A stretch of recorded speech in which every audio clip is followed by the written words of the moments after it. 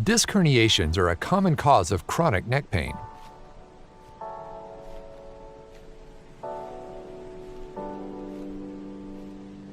The inflamed annular tear causes neck pain.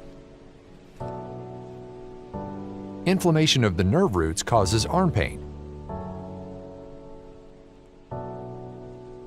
A Band-Aid-sized skin incision is made. A small tube is inserted without damaging the bone or soft tissues.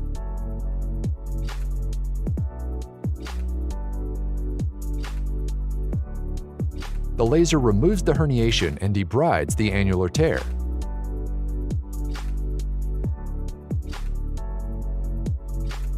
The annular tear heals on its own. It can take up to 12 months.